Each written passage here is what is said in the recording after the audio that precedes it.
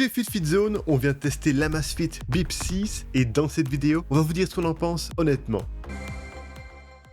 Et si ce produit vous intéresse, sachez qu'on a mis son lien avec son meilleur prix juste en dessous de la vidéo. Cette montre a dû faire quelques concessions matérielles pour pouvoir être proposée à un si bas prix. Avec son boîtier en polymère et son simple écran en verre trempé, sa solidité est correcte mais légèrement inférieure à des modèles plus haut de gamme. Par contre, elle est extrêmement légère avec ses 28 grammes. Elle est aussi résistante à la poussière, à la sueur et à l'eau puisqu'elle est certifiée 5 ATM. Ça permet de l'utiliser sous la pluie, sous la douche ou à la piscine, mais elle n'est pas conçue pour faire de la plongée sous-marine. Selon nous, son format convient autant au poignet masculin que féminin. Son beau cadran carré est adapté à la plupart des occasions et le seul reproche qu'on peut lui faire est au niveau des bordures de l'écran qui sont assez larges. Que ce soit durant nos activités sportives ou pendant la nuit, nous avons toujours trouvé cette montre très confortable à porter. Son bracelet en silicone est souple et peut être interchangé avec d'autres bracelets de 22 mm.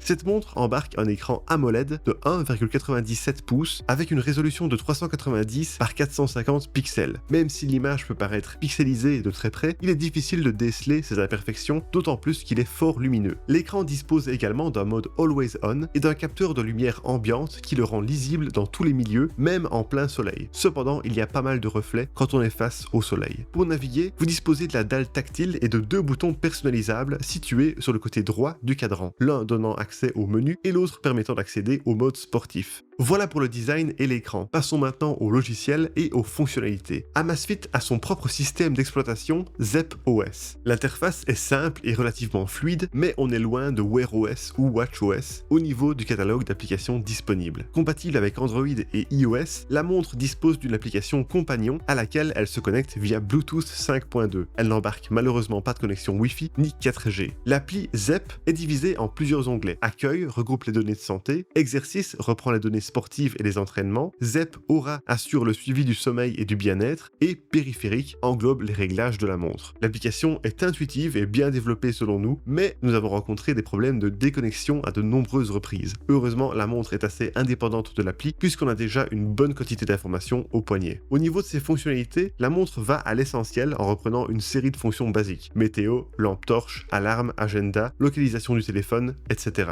Grâce au micro et aux haut-parleurs intégrés, il est possible de passer des appels téléphoniques d'une qualité convenable dans les milieux calmes. Vous pouvez aussi répondre aux messages, du moins avec Android, si votre smartphone est à proximité. Sans surprise, à ce tarif, certaines options sont manquantes. Il est notamment impossible de stocker de la musique ou d'effectuer des paiements sans contact. Passons maintenant à nos tests de suivi du sport et de la santé. L'Amazfit Bip 6 prend en charge plus de 140 modes sportifs et détecte automatiquement 25 activités. Un historique d'entraînement est disponible au poignet. Nous avons testé la montre pendant nos entraînements de paddle ainsi que lors de séances de course à pied avec et sans intervalle et sur plusieurs distances. Durant notre sortie sur route de 8 km à vitesse constante, la distance, le rythme et la foulée ont assez bien correspondu à ce que notre montre Garmin de référence nous indiquait. La distance a été mesurée à 8,01 km pour la Bip 6 contre 8,11 km pour la Garmin Venue 2S. Les calories brûlées sont par contre un peu sous-estimées malgré un profil similaire renseigné. La Bip 6 a indiqué 479 calories brûlées contre 533 pour la Garmin.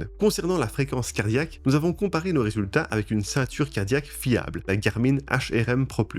Globalement, les données ont été très proches. La fréquence moyenne était de 160 battements par minute avec la Bip 6 contre 161 avec la ceinture Garmin. Cependant, lors de notre trail de 5 km qui impliquait plus d'intervalles, les données ont été beaucoup moins fiables. Le GPS ne semble pas tout à fait au point, ce qui a tendance à fausser la distance réelle et donc le rythme, la longueur de foulée moyenne et les calories brûlées. Ici, la distance mesurée a été de 4,73 km avec la Bip 6 contre 5,57 km avec la Garmin. La fréquence cardiaque, elle, ne s'en tire pas trop mal. Même si elle ne correspond pas à 100%, elle reste relativement proche de la réalité. En bref, l'Amazfit Bip 6 bénéficie d'un capteur de fréquence cardiaque convaincant, que ce soit à intervalle ou à vitesse constante. La montre mesure aussi le statut d'entraînement et la consommation d'oxygène maximale, et on retrouve tous les graphiques habituels sur son application pour une analyse globale des courses. Le GPS a une puce multi-GNSS qui s'appuie sur 5 supports satellites. La captation GPS est rapide. À la campagne, le capteur ne semble pas commettre d'erreur, mais il n'affiche pas la même fiabilité en pleine ville. Lors de nos tests, notre itinéraire a indiqué qu'on passait à travers des bâtiments ou qu'on traversait la route à plusieurs endroits, ce qui a faussé le calcul des distances. Quelques erreurs ont également été soulevées dans les forêts. La fonction plan permet de télécharger des données cartographiques depuis l'application pour pouvoir suivre des itinéraires étape par étape. Une autre option intéressante permet de prendre en charge des accessoires d'entraînement comme une ceinture cardiaque, des écouteurs, etc. Zepp Coach agit comme un coach sportif en proposant des programmes d'entraînement personnalisés basés sur l'IA qui s'adaptent à vos objectifs et à votre évolution. Le statut d'entraînement et le score de préparation peuvent aussi vous aider à évaluer votre récupération physique et mentale en tenant compte de la fréquence cardiaque respiratoire et de la variabilité de fréquence cardiaque durant le sommeil.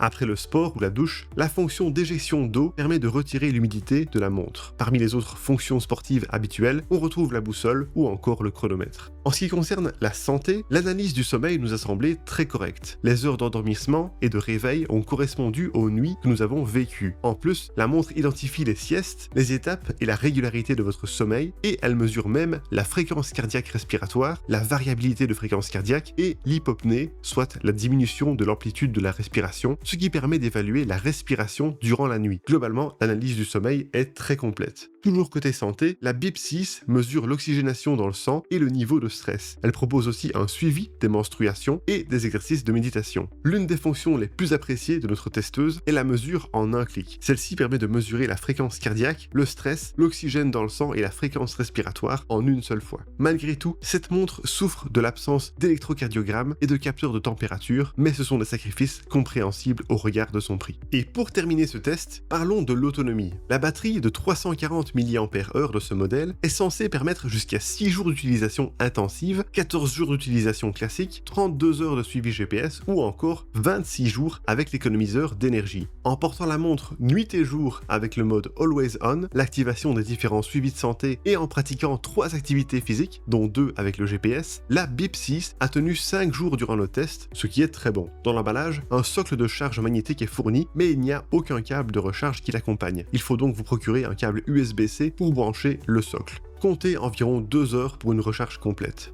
Et voilà pour nos résultats de test. Alors pour résumer le tout, les points positifs de l'Amazfit Bip 6 sont son prix très abordable, le fait qu'elle soit confortable et légère à porter, son écran bien lumineux, son capteur de fréquence cardiaque fiable, ses fonctions de santé complètes pour le prix et sa bonne autonomie. Quant aux points négatifs, sa conception matérielle d'entrée de gamme, son écran sensible aux reflets, son catalogue d'applications restreint, sa connexion instable à l'application, le fait qu'il lui manque quelques fonctionnalités comme le stockage musical, l'altimètre barométrique et les paiements sans contact, et son GPS qui est un peu capricieux dans les villes et en forêt. Et voilà qui termine notre test, merci beaucoup de l'avoir regardé. Pour rappel, vous trouverez le lien de ce produit avec son meilleur prix juste en dessous de la vidéo. Et si vous aimez les tests honnêtes de montres connectées, n'hésitez pas à vous abonner à notre chaîne.